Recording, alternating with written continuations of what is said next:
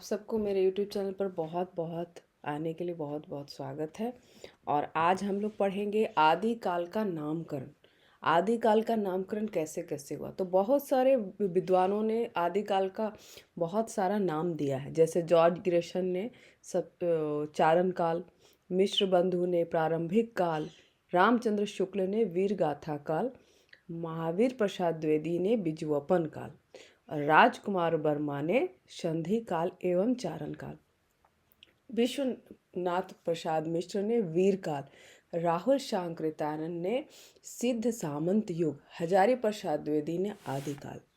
तो इस तरह सभी ने अलग अपने अनुसार अलग अलग नाम दिए। तो अब जानेंगे कि काल विभाजन करके नामकरण करने वाले सबसे प्रथम इतिहासकार डॉक्टर ग्रेशन हैं।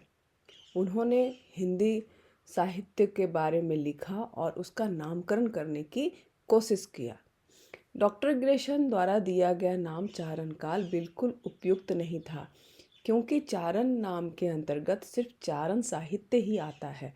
बाकी सब साहित्य इस प्रवृत्ति से मेल नहीं खाते। यहाँ पे मेल होगा, इस प्रवृत्ति से मिलते नहीं हैं। तो इसमें बहुत सारे कवि थे, विद्यापति, अमीर खुसरो और बाकी सब थे।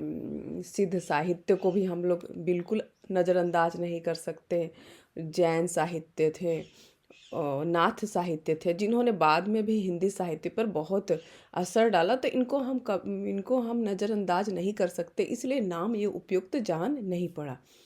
फिर मिश्र बंधुओं ने अपनी पुस्तक मिश्र बंधु विनोद में 643 ईस्वी से 1379 ईस्वी को प्रारंभिक काल माना, परंतु प्रारंभिक काल को भी इतिहासों को रास नहीं आया, क्योंकि इसमें कोई प्रवृत्ति दृष्टिगोचर नहीं होती। वैसे तो ये आदिकाल प्रारंभिक काल ही था, लेकिन इसमें वैसा नाम चाहिए था जिसमें सभी प्रवृत्तियों के गुण थे, वो उसमें समाहित हो जाए। उनका एक नाम वैसा नाम हो जिसमें सभी प्रकार के जितने भी कवि थे वे सभी आ जाए, रचनाएं आ जाएं, उनका एक नाम आ जाए। एक नाम कि क्या होगा, लेकिन वैसा नहीं हुआ। मिश्र बंधुओं ने जो प्रारंभिक काल बोला, तो इसका कोई उतना सब विद्वानों ने पसंद नहीं किया। तो फिर रामचंद्र शुक्ल ने आदिकाल को वीर गाथा काल कहा, क्योंकि उस समय मुस्लिम आक्रमणकारी भारत पर आक्रमण कर रहे थे और राजा के छत्र छाया में रहने वाले कवि राजा के पराक्रम पूर्ण गीतों का रचना करने लगे। इस तरह की कविताओं की बहुलता के कारण वीर गाथा काल का कहना ज़्यादा उचित समझा। जो रामचंद्र शुक्ल थे, उन्होंने आदिकाल को वीर गाथा काल कहा, क्योंकि उस समय मुस्लिम आक्रमणकर्ता जो थे काफ़ी बढ़ गए थे 1000 ईस्वी के बाद से। और उन राजा के जो छत्र छाया में रहने वाले कवि थे, वो उसी प्रकार के वीरता के पराक्रम के गीत लिख रहे थे। तो उसको इसीलिए उन्होंने वीर गाथा का नाम दिया। आचार्य रामचंद्र शुक्ल जिन कविताओं को आधार मानकर इसका नाम वीर गाथा रखना चाहते हैं, वे राशो काव्य ग्रंथ संदिग्ध है और उसके आधार पर इसका नाम वीर गाथा नाम रखना तर्क संगत नहीं है। बाद में विद्वानों ने, जो आचार्य रामचंद्र शुक्ल की ने जिन कविताओं के आधार पर इनका नाम वीर गाथा रखना चाहे, वो बाद में संदिग्ध जान पड़े। उनका मतलब उनका कोई प्रमाण नहीं था, वो अप्रामाणिक माने जा रहे थे। तो वैसे ग्रंथ जो अप्रामाणिक है, संदिग्ध है, फिर उसी के आधार पर उस काल का नाम वीर गाथा काल रखना उचित नहीं है।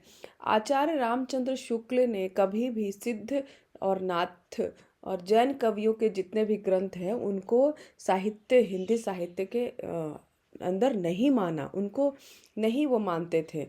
परंतु जो हजारी प्रसाद द्विवेदी ने कहा कि अगर इस तरह तो हम भक्ति काव्य जो काल है, जो हमारे स्वर्णिम युग है साहित्य के लिए, वो तो पूरा समाप्ति हो जाए, क्योंकि वो धर्म पर आधारित है। अगर धर्म पर आधारित पुस्तकों को हम हिंदी साहित्य के अंतर्गत नहीं लेते हैं, तो हम भक्ति काल ये पूरी तरह समाप्त हो जाएगा। इसीलिए रामचंद्र शुक्ल की इन बातों को तर्कसंगत नहीं लगा और ये वीर गाथा काल नहीं कहा जा सकता था, क्योंकि उसके अंतर्गत जैन साहित्य, नाथ साहित्य, सिद्ध साहित्य नहीं आते थे। डॉक्टर और यहाँ तक कि ये विद्यापति, अमीर खुसरो, ये सब भी नहीं आ रहे थे। डॉक्टर राजकुमार वर्मा ने इस काल को संधि और चारण काल में विभाजित किया है। इस काल में पुरानी परंपराएं टूट रही थी और नई प्रवृत्तियों का जन्म हो रहा था। चारण काल का नाम चारण कविताओं के कारण पड़ा, किंतु परंतु यह दोनों मिलकर किसी प्रवृत्ति का आधार नहीं बनाते, इसलिए इसको भी स्वीकार नहीं किया। संधि काल, ये जो काल था, ये अपभ्रंश काल और नई से जो हिंदी साहित्य था उनका ये संधि काल था, बीच का काल था।